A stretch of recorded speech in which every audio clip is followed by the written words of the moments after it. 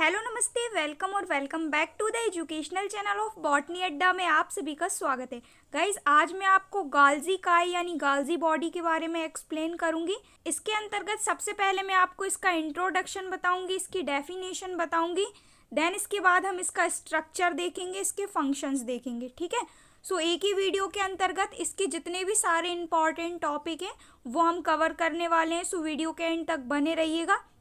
चलिए स्टार्ट करते हैं आज का अपना टॉपिक, गाल्जी काय यानी गाल्जी बॉडी। इसके काफ़ी सारे नाम हैं, वो भी मैं आपको बताऊंगी कौन कौन से नाम है इसके।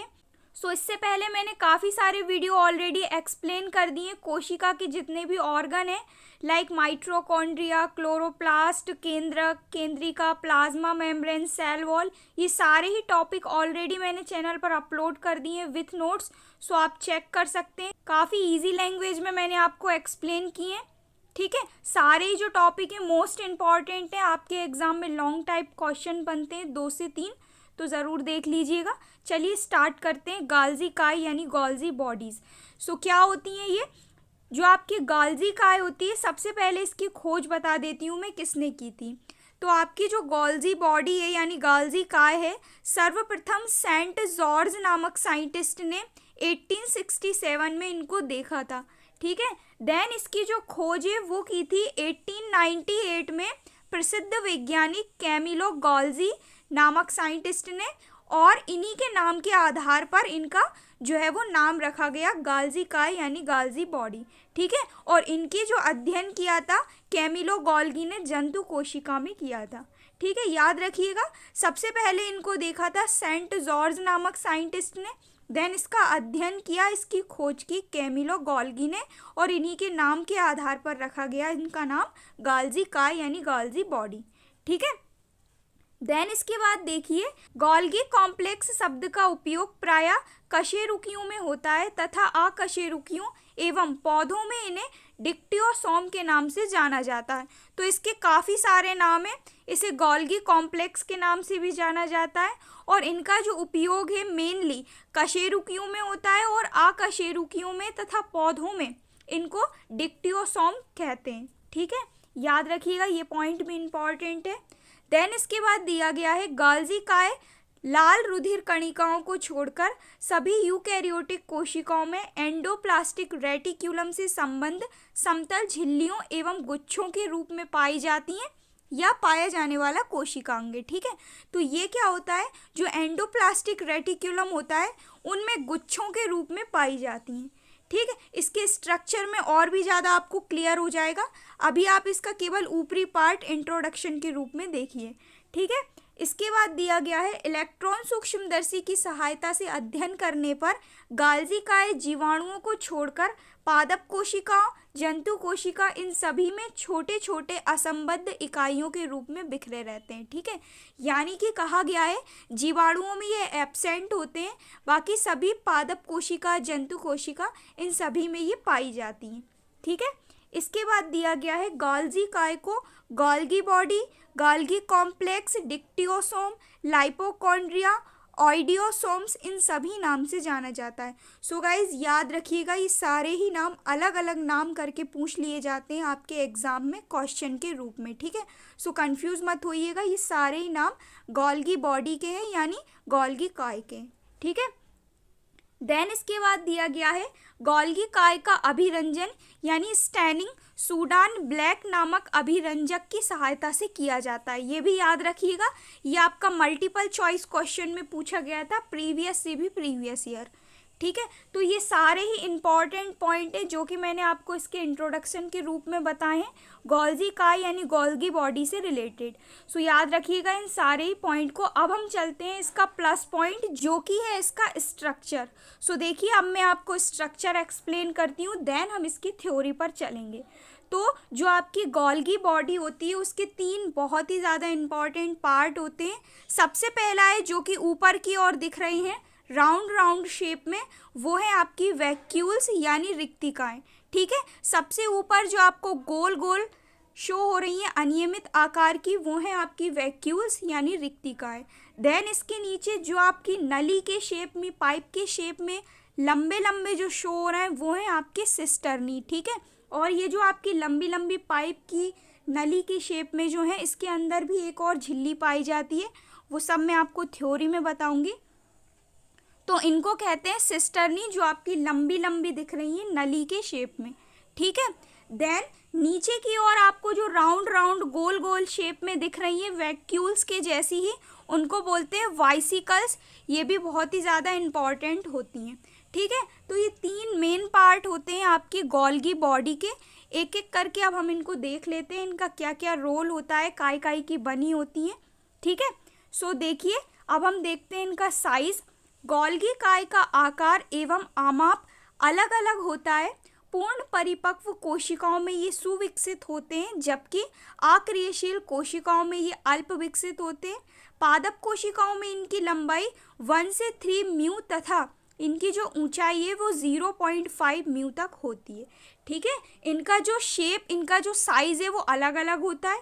पूर्ण परिपक्व जो कोशिकाएं होती हैं उनमें ये पूर्ण रूप से विकसित होती हैं, जबकि जो कुछ अक्रियशील कोशिकाएं होती हैं जो कि वर्क नहीं करती हैं उनमें ये विकसित नहीं होती हैं या फिर थोड़ी बहुत विकसित होती हैं, ठीक है। इनकी जो लंबाई है वो 1 से 3 म्यू होती है और ऊंचाई 0 से 5 म्यू तक होती है, लगभग, ठीक है।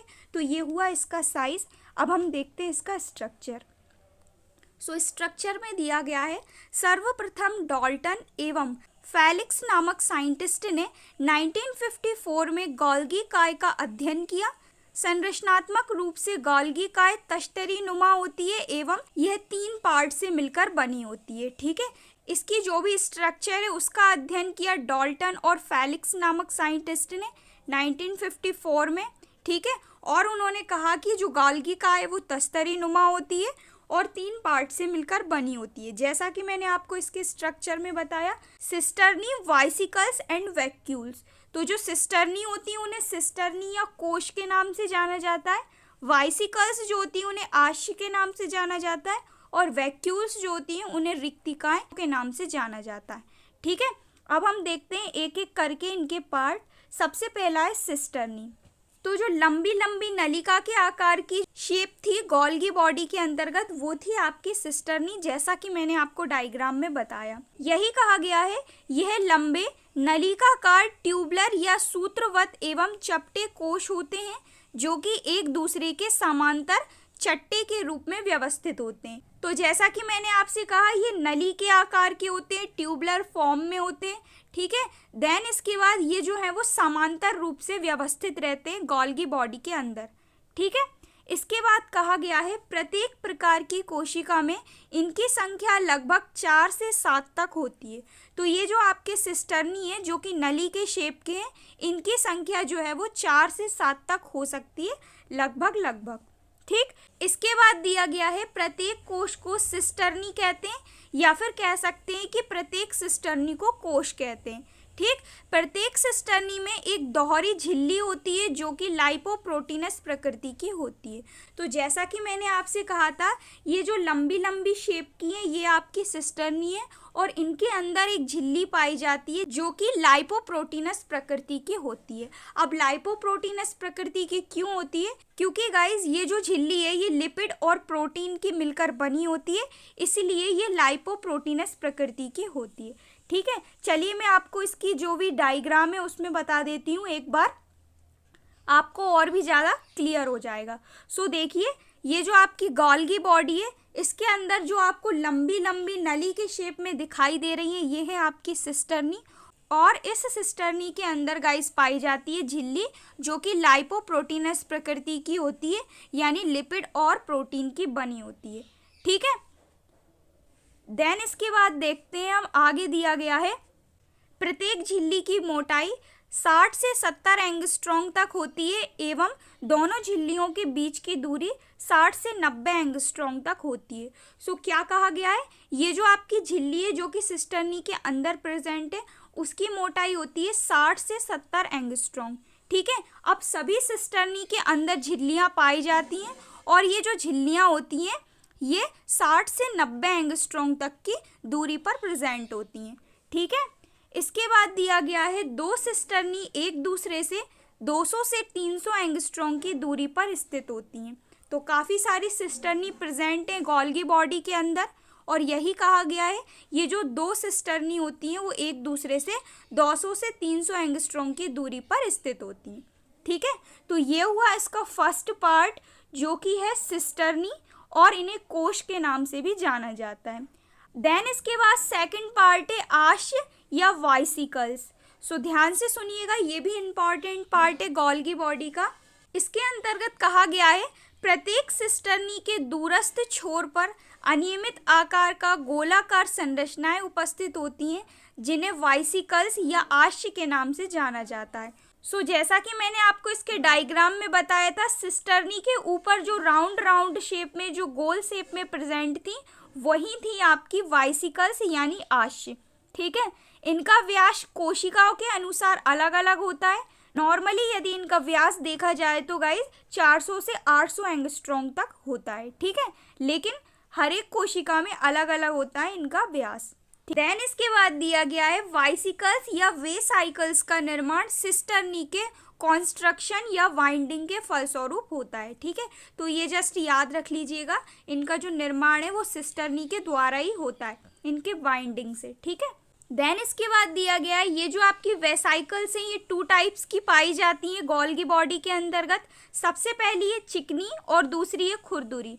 तो जो आपके चिकने आश्य हैं इनका व्यास होता है 200 से 800 एंगस्ट्रॉम तक, और इनकी जो बाह्य सतह है वो चिकनी होती है। ठीक है, जबकि जो खुरदुरे आश्य हैं इनका व्यास होता है लगभग 500 एंगस्ट्रॉम तक, और इनकी जो बाह्य सतह है वो खुरदुरी होती है। ठीक है, तो इस टाइप से पाए जाते हैं वाइसिकल्स या वेसाइकल्स जो कि 2 टाइप के होते हैं, और ये सेकंड पार्ट है गोल्गी बॉडी का। ठीक है, इसके बाद दिया गया है थर्ड पार्ट जो कि है रिक्तिकाएं यानी वैक्यूल्स।